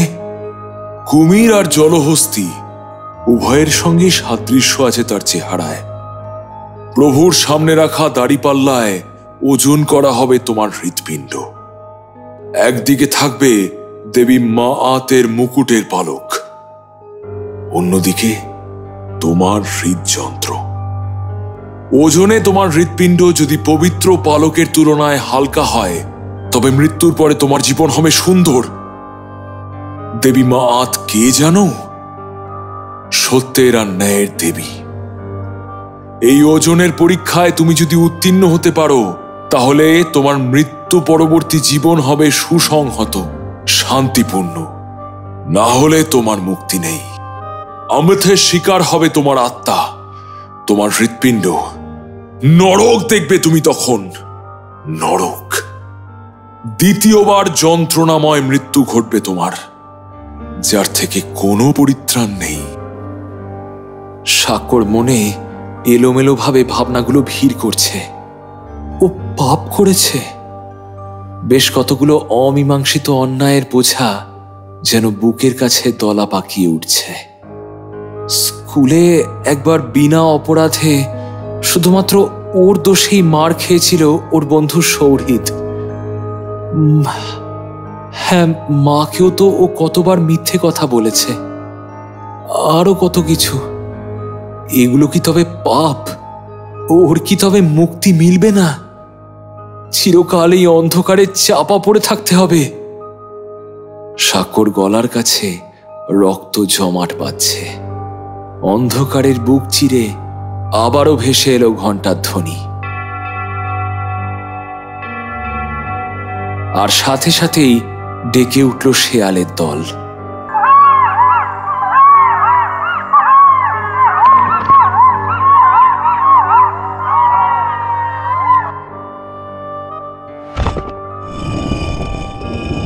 আবারও কোথাও পাথর সরাবার শব্দ হচ্ছে।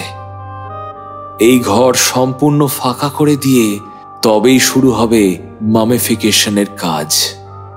সে কাজ অত্যন্ত গোপন।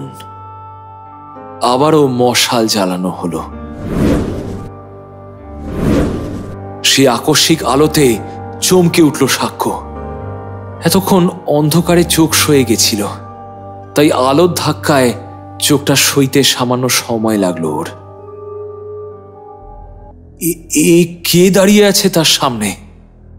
কোথায় আনুবিস? এ তো এক জলজ্যান্ত মানুষ, যদিও তার পরনের পোশাক হুবহু আনুবিসের মতোই। আলোয় চোখ ধাতস্থ হতেই শাক্য বুঝতে পারল যে মানুষটি তার ওপর ঝুঁকে রয়েছে তার মুখটা ও চেনে। কোথায় যেন ও মুখটা দেখেছে। কার মতো দেখতে? আটকে উঠল শাক্য। পিসে মশাই? যে মানুষটা সামনে থেকে এত ঠান্ডা নরম প্রকৃতির, তিনি কিনা এমন বদ্ধ উন্মাদ খুনি। এই জন্য এতক্ষণ মুখোশ পড়েছিলেন। সাক্ষ্য বলে উঠল, পিসেমশাই, আপনি? সামনের লোকটি অবাক হয়ে গম্ভীর গলায় বলল, মস্তিষ্কের সমস্যা হচ্ছে যে। পিসে মশাই? কে পিসে মশাই? ভ্রম হচ্ছে তোমার। না, এই গলাটা সত্যি পিসেমশাইয়ের মতো নয়। পিসেমশাই কোনোদিন এমন গম্ভীর গলায় কথা বলতেন না, আর এমন রূঢ়ভাবেও কোনোদিন তিনি ওর সাথে কথা বলেননি। সাক্ষর গলায় কান্না ঠেলে এলো। আমাকে আমাকে ছেড়ে দিন পিসেমশাই, আমাকে ছেড়ে দিন, দয়া করুন, আমাকে ছেড়ে দিন পিসেমশাই, আমাকে ছেড়ে দিন, দয়া করুন। স্তব্ধ হও, মূর্খের মতো কথা বলো না। আমি কারোর কেউ নই। বিকারগ্রস্ত মস্তিষ্কে আমার উদ্দেশ্য সফল হবে না। সাক্ষ্য এক দৃষ্টে চেয়ে আছে লোকটার দিকে। ইনি পিসেমশাই নন, তবে কেন এমন চেনা লাগছে?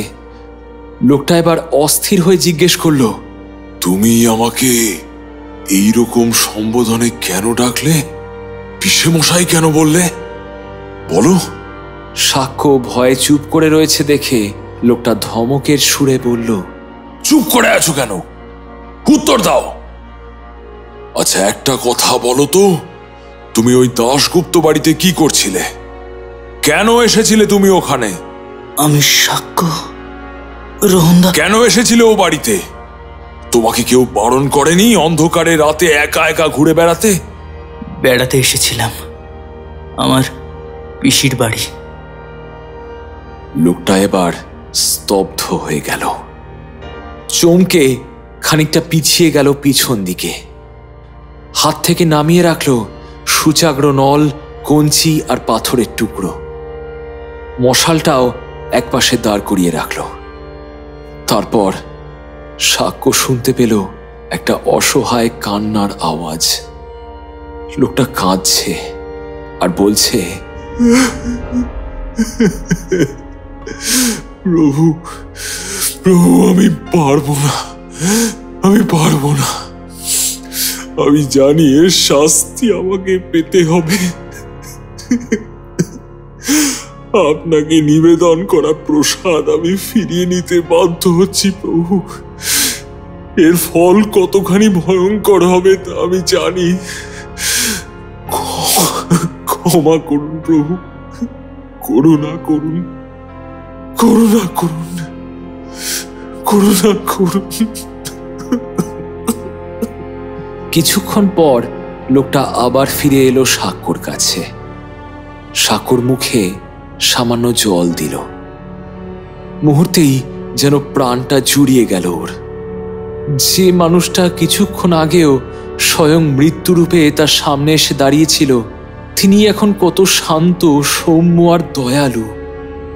সাক্ষ্যর বাঁধন খুলে দিয়ে লোকটি গম্ভীর গলায় বলল, ওঠো, উঠে বসো। সাক্ষ্য খুব কষ্ট করে উঠে বসল পাটাতনের ওপর। লোকটি এবার বলতে আরম্ভ করল, এবার আমার মৃত্যু হবে সাক্ষ্য। তোমাকে আমি বলি দিতে পারবো না। একেই বলে ভাগ্যের পরিহাস। আমার এই কালো অদৃষ্টে আর কি বা লেখা থাকবে বলো? এত কাল আমি শুধু অপেক্ষা করেছি এমন একজনের, যে নিজে এসে আমার তৈরি এই ছোট্ট পৃথিবীতে ধরা দেবে। সেদিনও এলো। ভাবলাম এবার আমার মুক্তি, কিন্তু তুমি এলে, যে কিনা লজ্জায় যেন তার গলা বুজে এলো। তুমি জানো আমি কে? আমি এমন একজন হতভাগ্য যে এই পৃথিবীর বুকে সকলের অলক্ষ্যে বেঁচে রয়েছে দীর্ঘ সময় ধরে।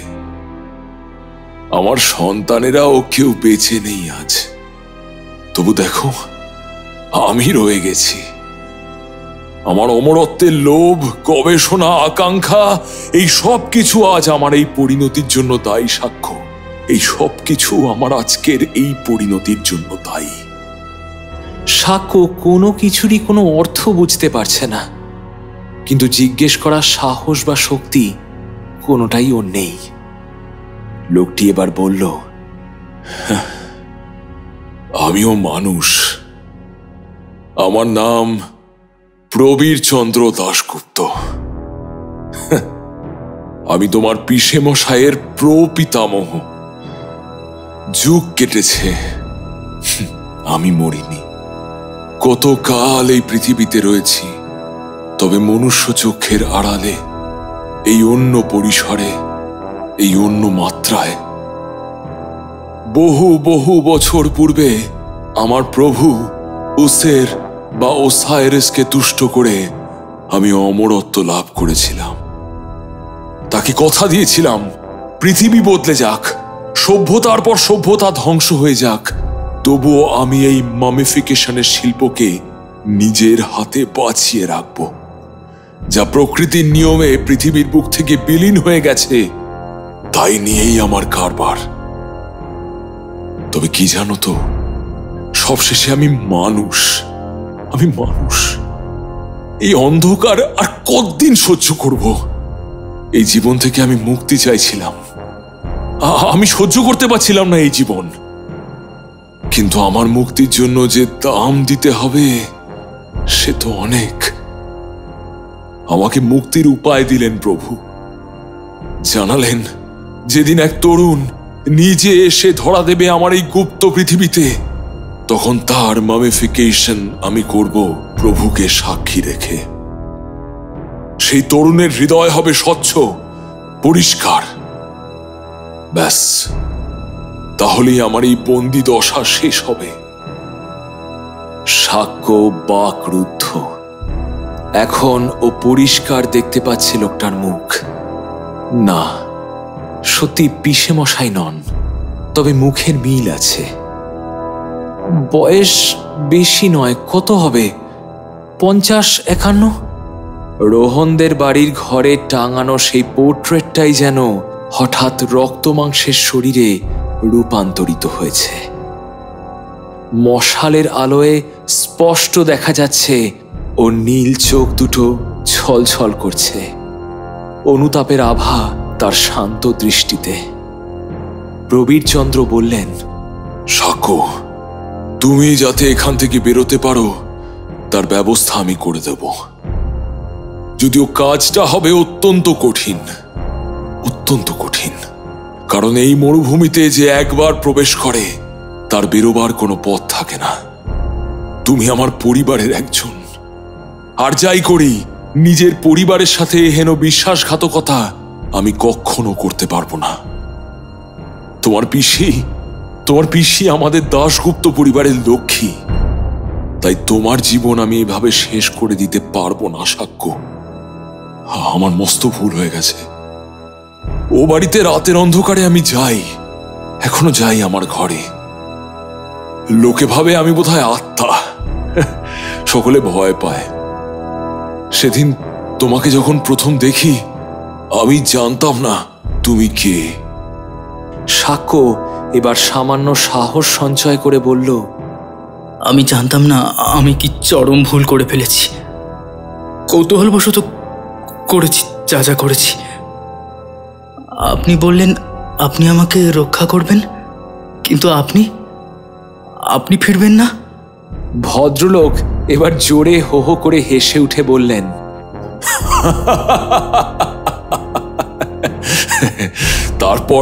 তারপর সকলে ভিড়মি খেয়ে মরুক আর কি।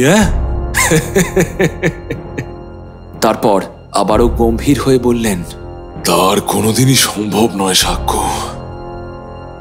এই শেষ। আজ আমি যা করলাম, তারপর ওরা আমাকে আর বাঁচতে দেবে না। এই পৃথিবীর মাটি থেকে চিরতরে বিলীন হয়ে যাবে প্রাচীন মিশরের এক টুকরো ছবি, এই এক টুকরো মাত্রা।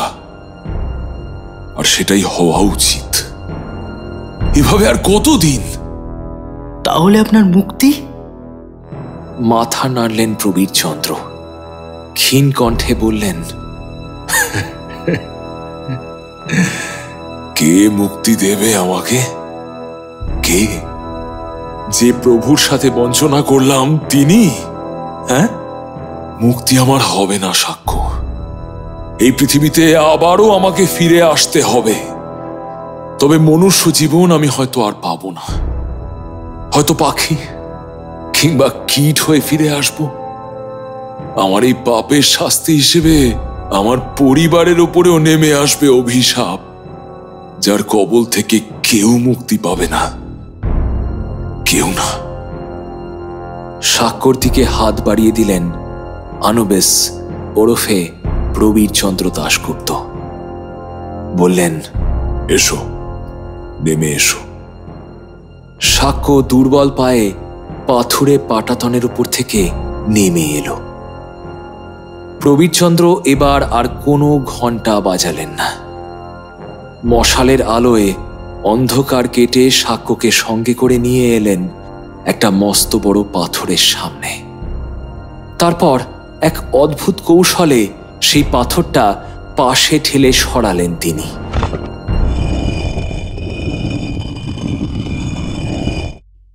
উন্মুক্ত হল সামনের পথ। ঠিক এমন সময় ভেতরের ঘর থেকে শোনা গেল সেই দানবীয় হুঙ্কার।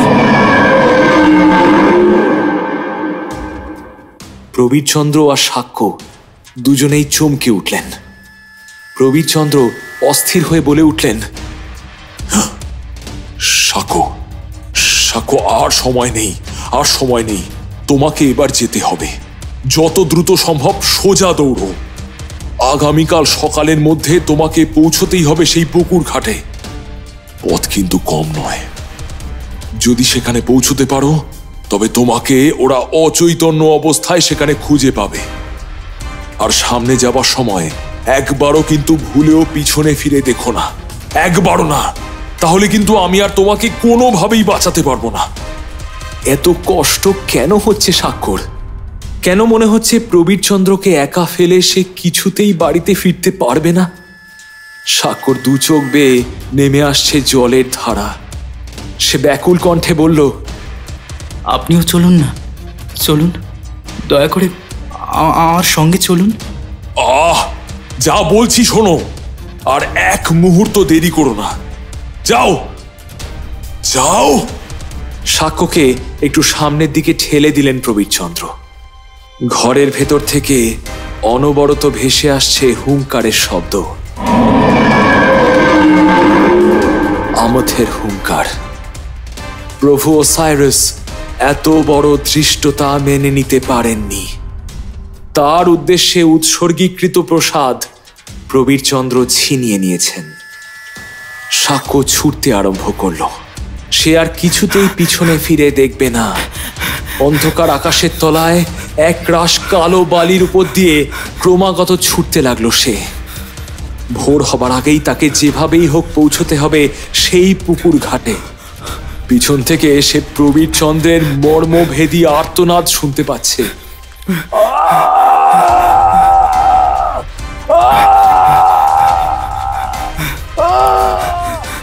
কি হচ্ছে ওখানে?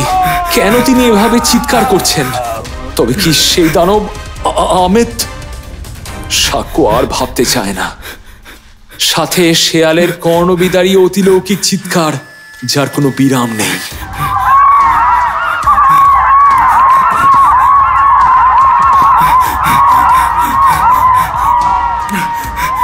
সাক্ষ্য আর ছুটতে পারছে না। তার শরীরে আর এতটুকু বল অবশিষ্ট নেই। পূব আকাশে সূর্যের প্রথম আলো দেখতে পেল সাক্ষ্য, কতদিন পর। আর ঠিক এমন সময় এক অদ্ভুত অতীন্দ্রিয় আলোর ঝলকানি এসে আছড়ে পড়ল সাক্ষ্যর পিঠের ওপর। আলোর উৎসস্থল অনেক অনেক দূরে, তবুও যেন মনে হলো শরীরের খুব কাছেই সেই আলোর অলৌকিক অনুরণন ঘটল। পর মুহূর্তেই সব অন্ধকার। এই মহাশূন্যের অন্তরালে তলিয়ে যাচ্ছে সাক্ষ্য একা।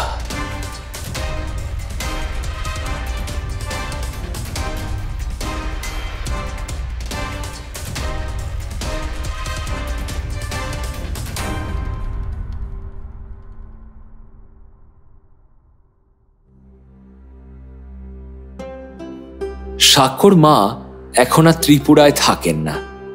উত্তর কলকাতায় একটা ছোট ওয়ান রুমড ফ্ল্যাট তিনি ভাড়া নিয়েছেন। সেই প্রথমবার ছেলেকে পরীক্ষার পর অন্য কোথাও যাবার অনুমতি দিয়েছিলেন তিনি। আর তার এই নির্মম পরিণতি। ছেলেটা ফিরে এলো, কিন্তু অন্য রূপে, অন্যভাবে। নিজের মাকেও প্রথম প্রথম চিনতে অসুবিধে হতো ওর, যদিও মাতৃস্নেহে ও এখন অনেকটাই সেরে উঠেছে। অতগুলো দিন যে ও কোথায় ছিল, কি করছিল, কেউ ওকে অপহরণ করেছিল কিনা, ও কিছুই বলতে পারেনি। ডাক্তার বদ্যি কম তো হলো না, কিন্তু ওই কটা দিনের স্মৃতি কি একেবারেই মুছে গেছে সাক্ষর মন থেকে? পাখিটা রোজ আসে, সাক্ষ্য স্থির চোখে দেখে। জানালার গ্রিলে খেলতে খেলতে মাঝে মাঝেই ঘরের ভেতর ঢুকে আসে সেটা, তারপর আবার ফুরুত করে উড়ে বেরিয়ে যায়। সাক্ষ্য জানালায় দানা আর জল রেখে দিয়েছে। এই পাখিটার চোখ দুটো ওর বড় পছন্দ। মাকে ও একবার জিজ্ঞেসও করেছিল যে এটা কি পাখি। মাও বলতে পারেনি। একটা অজানা পাখি, চোখ দুটো ঘন নীল। সাক্ষ্য মনে মনে হাসে, বলে, আমি কোনোদিন আপনার কথা কাউকে বলবো না। আপনার জন্যই আমি আজ প্রাণে বেঁচে আছি। আমি জানি আপনি কে। আপনি তো আমাকে বলেছিলেন আবার ফিরে আসবেন পাখি হয়ে, উড়বেন পৃথিবী আর এই পাতালের গোলক ধাঁধায়। সাক্ষ্য সত্যি কোনোদিন কাউকে কিচ্ছু বলেনি। সে মৌনতা ভাঙতে চায় না। সে জানে মানুষ তাকে পাগল ভাববে।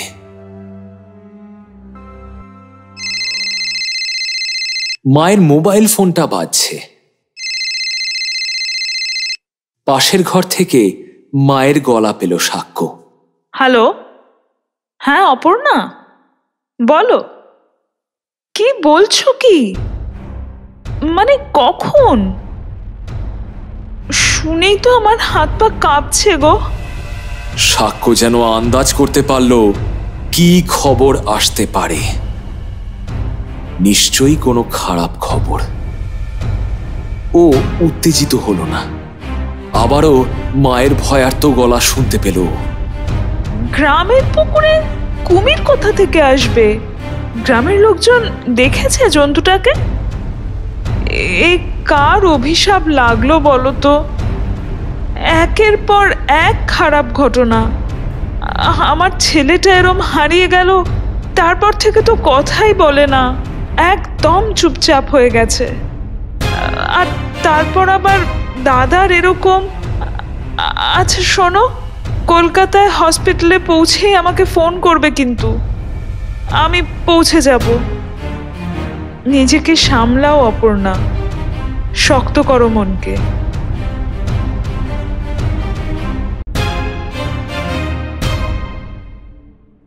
সাক্ষ্য চোখের জল ধরে রাখতে পারছে না। সে অস্ফুটে বলল, কুমির?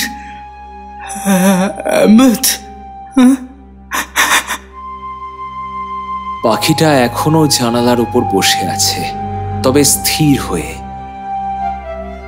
সাক্ষ্য চোখ বন্ধ করে জোর হাতে বলল, এই অভিশাপ কি কোনোভাবে ঠেকানো যায় না? আপনি আপনি তো সব পারেন। দয়া করে কিছু করুন, না হলে রোহন দাদাদের কেউই রক্ষা পাবে না, কেউ না। কিছু করুন, কিছু করুন। চোখ খুলে সাক্ষ্য দেখল কার সাথে কথা বলছে সে। কোথায় পাখি, কোথায় কি? সামনে শুধু দানা আর জলের পাত্রটাই পড়ে আছে।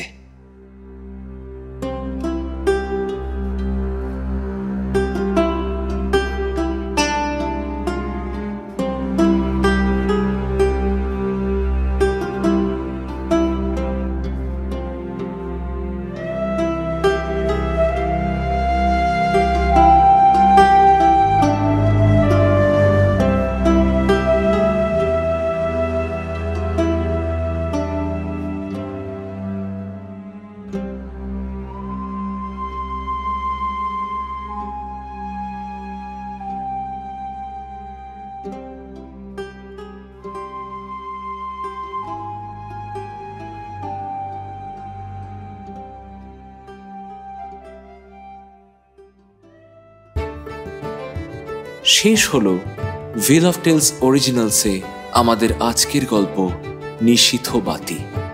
গল্প রচনায় স্বাগতা সাহা ভৌমিক, গল্পের পরিচালনা, প্রোডাকশন ও সাউন্ড ডিজাইন আমি শীর্ষেন্দু ভৌমিক, সহযোগিতায় স্বাগতা। গল্পের পোস্টার ডিজাইন অভিব্রত সরকার। গল্পের সূত্রধর, গল্পের কথক, ডাক্তার এবং প্রবীর চন্দ্র দাশগুপ্তের ভূমিকায় আমি শীর্ষেন্দু। স্বাক্ষর চরিত্রে প্রভাকর, রোহনদার চরিত্রে শুভ্র, স্বাক্ষর মায়ের চরিত্রে সায়ন্তনী এবং পিসেমশাইয়ের চরিত্রে বিবেকজিৎ। আমাদের আজকের গল্পটি আপনাদের কেমন লাগলো তা অবশ্যই আমাদের জানাতে ভুলবেন না। যদি গল্পটি আপনার ভালো লেগে থাকে তাহলে প্লিজ লাইক করুন, শেয়ার করুন। আর যদি আজ আপনি আমাদের চ্যানেলে প্রথমবার এসে থাকেন তাহলে প্লিজ সাবস্ক্রাইব করুন। আগামী সপ্তাহে ভেল অফ টেলস আবারও ফিরে আসবে তার পরবর্তী গল্প নিয়ে। ভালো থাকবেন।